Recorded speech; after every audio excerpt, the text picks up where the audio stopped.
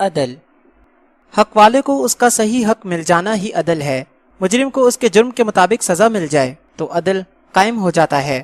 کسی ترازو تولنے والے کو غور سے دیکھا جائے تو معلوم ہوگا کہ دونوں پلڑے کس طرح ہم وزن کیے جاتے ہیں۔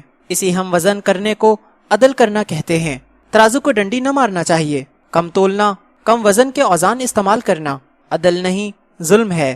ملاوٹ کر کے وزن برابر کر دینا بھی اسی ظلم کا حصہ ہے۔ عدل کا میدان بڑا وسیع ہے، یہ انسان کی تنہائی سے شروع ہو کر میدان حشر تک پھیلا ہوا ہے۔ جو شخص اپنی تنہائی سے عدل نہیں کرتا وہ زندگی میں کیا عدل کرے گا؟ یعنی خیال عادل نہ ہو تو عمل عادل نہیں ہو سکتا، کبھی نہیں۔ ظاہر و باطن میں فرق رکھنے والا ہی ظالم ہے، ایک سے زیادہ زندگیاں گزارنے والا عادل نہیں ہو سکتا۔ عادل ہمہ حال عادل ہے، اس کی بات عدالت، اس کی خاموشی عدالت، اس کی گواہی عدالت، اس کے فیصلے عدالت، اس کی زندگی عدالت، اور اس کی موت بھی ایک بہت بڑی عدالت۔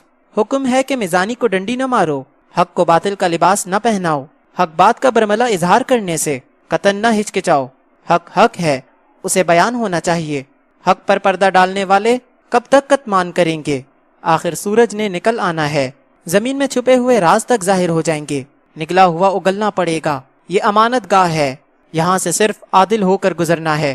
سچ کو سچ کہو اور جھوٹ کو جھوٹ، دودھ کو دودھ اور پانی کو پانی، دن کو دن، رات کو رات۔ سچ اور جھوٹ کو ملا کر بولنے والا بڑے دروازوں اور خوبصورت مکانوں کے اندر عذاب کی زندگی بسر کرتا ہے۔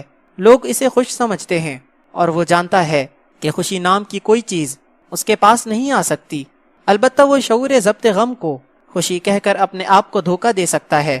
عدل کرنا صرف خوف خدا اور فضل خدا سے ممکن ہے، ورنہ یہ ایک بہت ہی مشکل کام ہے۔ عادلانہ زندگی ہی پل صراط ہے۔ عادل بننے کے لیے یہ بنیادی شرط ہے کہ انسان پہلے یہ سوچے کہ کون سا دین عدل و مساوات کے لیے صحیح ماحول پیدا کرتا ہے۔ یہ سوال ہے جس کا جواب عدل کی دنیا میں داخل ہونے سے پہلے دریافت کرنا پڑتا ہے، اور جس نے اس سوال کا جواب غلط دیا وہ عادل نہیں ہوتا۔ ایک کافر اگر صحیح لین دین کرتا ہوا پایا جائے تو اسے عادل سمجھنے سے پہلے سوچنا چاہیے، اور سوچنے کے بعد اسی نتیجہ پر پہنچا جائے گا کہ وہ عادل نہیں ہو سکتا۔ عمل سے پہلے خیال کا عادل ہونا بھی ضروری ہے۔ اگر خیال عادل ہو اور عمل نہ ہو تو ایسا شخص سند نہیں ہو سکتا، اسے عادل نہیں کہا جا سکتا۔ سیرت پر کتابیں لکھنے والے غیر مسلم کبھی عادل نہیں کہلا سکتے۔ عادل علم و عمل کا عادل ہے۔ عدل انسان کی زندگی کے ہر حصے میں کام آتا ہے، ضروری ہے۔ عدل انسانی وجود کے استعمال میں توازن کا نام ہے۔ ایک حصہ دوسرے حصوں کو کھاتا چلا جائے تو عدل نہ ہوا۔ وجود کو موجود رہنا چاہیے لیکن عدل کے ساتھ۔ انسان کے لیے یہ قابل غور بات ہے کہ اس کے خیال کا کیا عدل ہے۔ عمل نیت سے پہچانا جاتا ہے لیکن نیت عمل کرنے والے کو معلوم ہے۔ لیکن اگر عمل سے نیت کو پہچانا جاتا تو آج کچھ بھی نہ پہچانا جا سکتا۔ کچھ لوگوں کو دعویٰ ہو سکتا ہے کہ وہ عمل سے نیت کو پہچان سکتے ہیں۔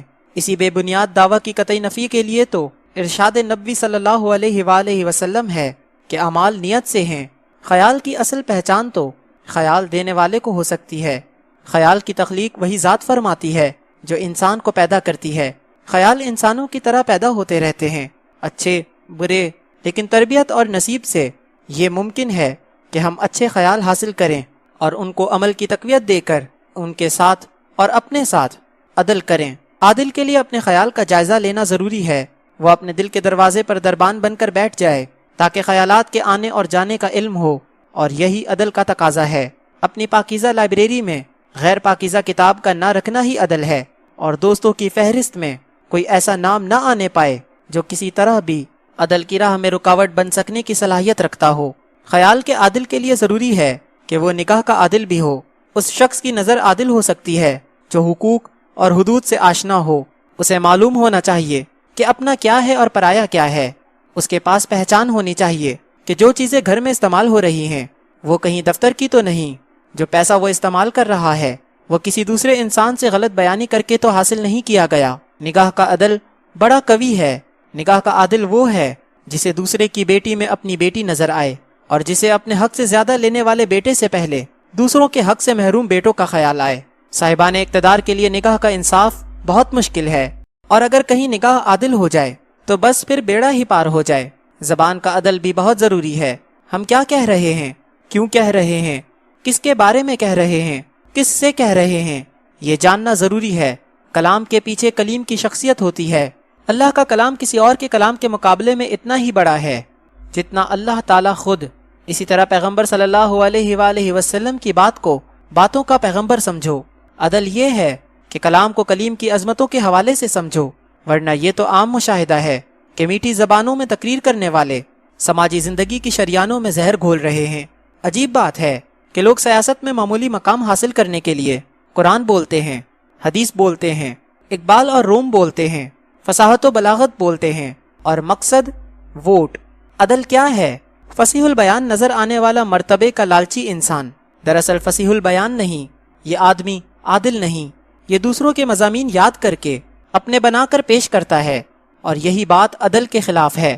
اس سے زیادہ عدل دشمنی کیا ہو سکتی ہے کہ ایک آدمی دوسروں کے لکھے ہوئے الفاظ اپنی کتاب، اپنے ڈرامے اور اپنی تقریر میں ایسے استعمال کرتا ہے جیسے یہ اس کا پیدائشی حق ہے، یا جیسے وہ چوری نہیں کر رہا، عزت افزائی کر رہا ہے۔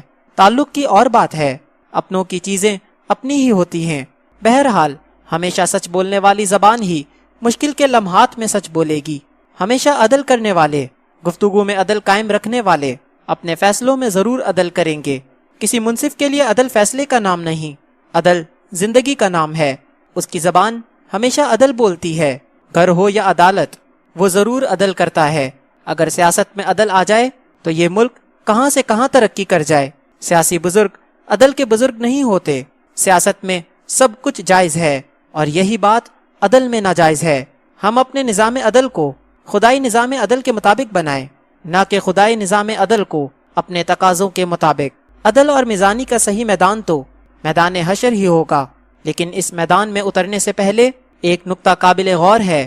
عدل کا حکم دینے والی ذات عدل کے علاوہ بھی مسائل کے حل کا ایک انداز عطا فرماتی ہے۔ عدل کرو، بڑی اچھی بات ہے، لیکن اگر فضل کرو تو بہت ہی اچھا۔ اللہ ہی کا ارشاد ہے کہ میری رحمت میرے غضب سے زیادہ وسیع ہے۔ غضب تو یہ ہے کہ انسان کو اس کے عمل کی عبرت کے حوالے کر دیا جائے، لیکن فضل کہتا ہے کہ اسے معاف کر دیا جائے۔ رحمت ہوتی ہی اعمال کی عبرت سے بچانے کے لیے۔ اگر اعمال کے ساتھ صرف انصاف ہی ہونا ہے تو پھر رحمت کیا ہے؟ انصاف یہ ہے کہ جب معاشرہ باغی اور مجرم ہو جائے تو اسے تباہ کر دیا جاتا ہے۔ پرانی امتیں اسی طرح نیست و نابود ہو گئیں۔ کسی کو آواز نے آ لیا، کوئی آندھی کی زد میں آ گیا، کسی کو رعد، کسی کو برق کا عذاب دیا گیا، کسی کو زمین نگل گئی، اور کسی کو آسمان کھا گیا۔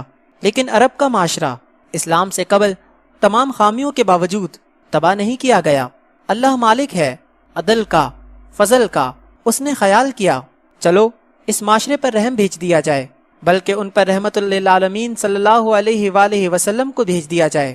پس وہ معطوب معاشرہ مقبول معاشرہ بنا دیا گیا، بلکہ کائنات کا افضل ترین معاشرہ۔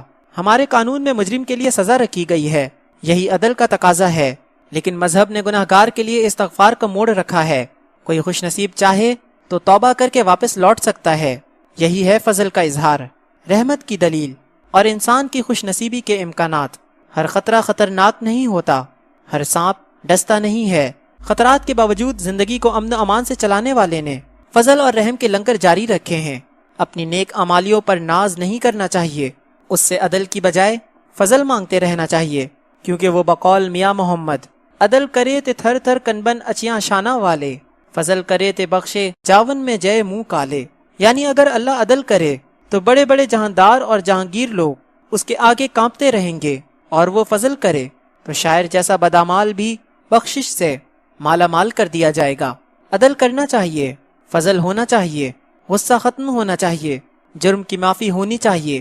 ہمارا سارا سلوک لوگوں کے ساتھ ہی تو ہے، نیکی بدی سب لوگوں کے ساتھ، گناہ ثواب لوگوں کے ساتھ ہمارا سلوک ہی اللہ سے سلوک ہے۔ یہاں عدل کرو وہاں عدل مل جائے گا، اور یہاں فضل کرو گے تو وہاں فضل ملے گا۔ بس رحم کرنا ہی رحم حاصل کرنا ہے، رحم کر کے رحم حاصل کر لینا چاہیے۔ عدل فضل کے تابع ہونا چاہیے، اس میں سیخ پا ہونے کی کوئی بات نہیں۔